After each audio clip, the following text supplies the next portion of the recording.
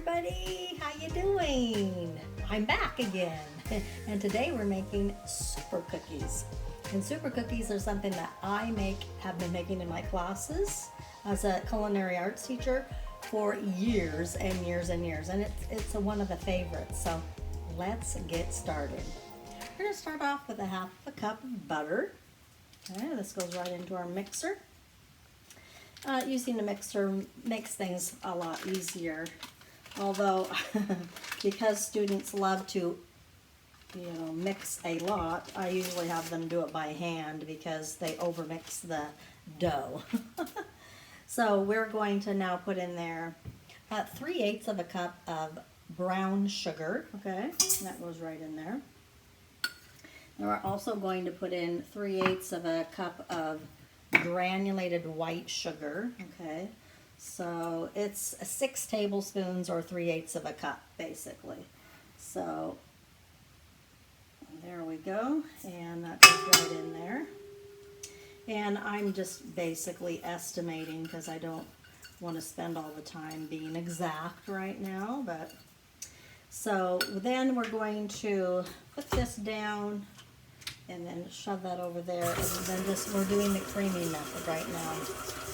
And so you have to do the creaming method in order to prevent the egg from curdling the butter, okay? And so this protects the butter from curdling when you put the egg in, because the egg is very acidic, so it causes the curdling to happen. And some people ask me about that, and that's exactly what happens. So we want to prevent that, so we do the creaming method first, then we add in the egg, okay? Okay, so we're going to now put the egg in here, okay? Crack away here, and let's toss this over here. There we go. And go ahead and finish adding that in there. We're also going to add in pure vanilla, 1 teaspoon of pure vanilla. Okay, so, I think it's a half a teaspoon actually. All right, half a teaspoon of vanilla extract.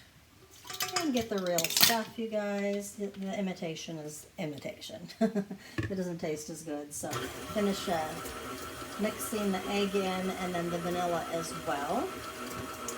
Then I do have quite a few things that I wanted to go over with you here in a second. So let's begin doing that, okay? Let me show you all the things that we have. We have a coconut, a half a cup of coconut. We have some chocolate chips that we're going to be using. Okay. We have some golden raisins here that go in here. Butterscotch chips here, and then oatmeal here. All right. All of these things are going in there, but we first have to put in all of the other items. So currently our dough looks like this. So we're going to add in our flour next. Okay. 1 1/4 cups of all-purpose flour. So here's 1/4, and then we'll put in 1 cup as well. All right. And there we go. Turn it on again. There we go. Then we're also going to put in there some salt. Okay, that goes right in there like so. I'm going to put in a half a teaspoon of baking soda. So let's measure that out. Put that in here like so. 1/4 of a cup of oatmeal. Okay. Blend that in a little bit. In there, a half of a cup of coconut. Okay, that goes next. Don't overdo it there. There we go, or it'll be too sweet. Okay, half a cup of coconut goes in there. And then 1/4 of a cup of butterscotch chips.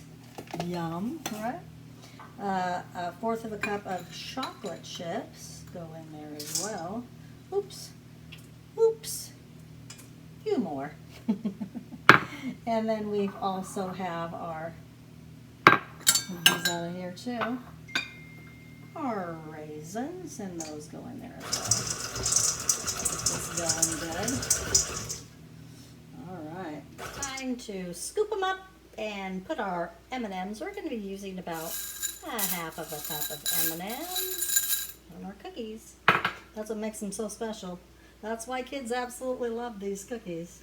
So let's do this. The reason why you use cookie scoops is for 4 different reasons. That's what I tell my students. Well, first of all is for presentation. Second of all is for easy cleanup, right? Thirdly, it's more sanitary to use one of these rather than rolling them in your hands, right? And then also they cook evenly in the oven. Absolutely 100%. So that's nice. The other thing that I wanted to tell you is that I actually use parchment paper all the time for a couple different reasons. Well, parchment paper was actually designed for cookies specifically. It makes them not burn on the bottom because the metal pan, when it touches the ingredients directly, causes them to burn on the bottom or get a lot more brown. And when you use parchment paper, it creates a barrier, and so they hardly ever burn, which is super, super cool. And the other reason why I use parchment paper is easy cleanup. I mean, that's enough to use a parchment paper for everything, right? And then also, the other thing about this is it keeps them in the cookie shape. So when you use metal, it slides and spreads a little bit more than if you use parchment paper. So parchment paper keeps the shape of the cookies better because, you know, it doesn't slip out.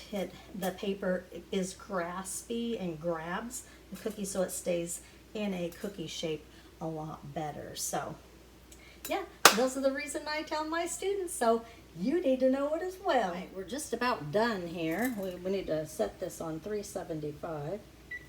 375 on. Okay, let's finish up these. And then we're gonna put these into the oven. I have 3 racks, okay, in my oven. Thank God, right? And so, woohoo! We're going to go ahead and put these into the oven here at 375. And these bake for about 11 to 12 minutes. That sound right there is this oven's ready to put these cookies in here. So let's go. I have 3 racks, so here we go. 1, 2, 3. Here goes 1, here goes 2, and here goes 3.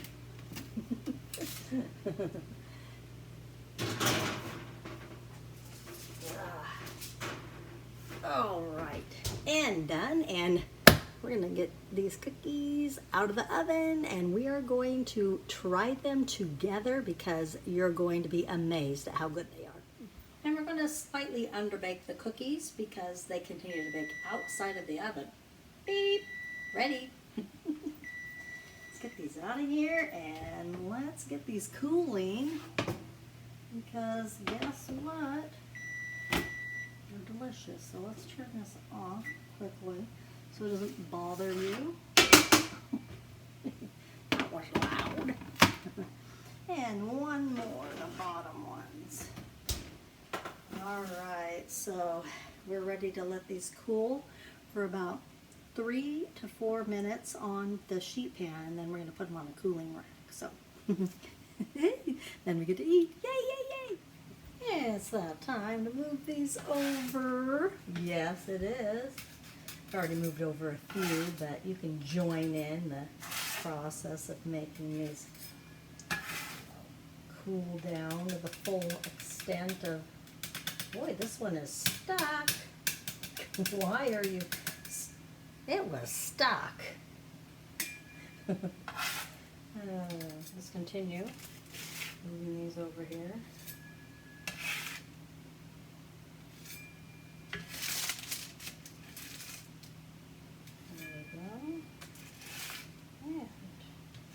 We're going to dish these up here in a second. I'm going to plate them up and I'm going to have a short conversation, and then we're done for the day, and then you get to go home and make them on your own. Or hi, it's that time of the show where time to sample. Oh, bummer. And so let's get going. Didn't this make a nice, lovely tray of cookies? 20 cookies. This does. This is half of the recipe, actually. So let's go ahead. Ready? Drum roll, please.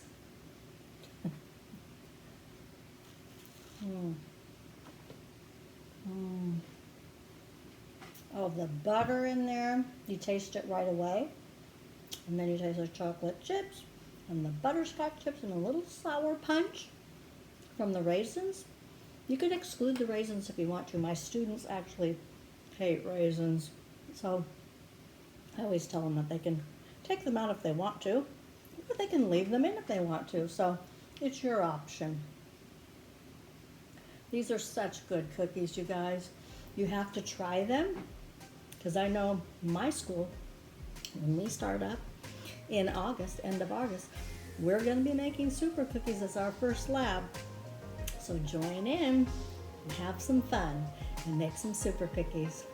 Subscribe and hit the bell and give it a thumbs up, and I'll see you in a few days. I'll be making something else, and it'll be a surprise. Bye-bye.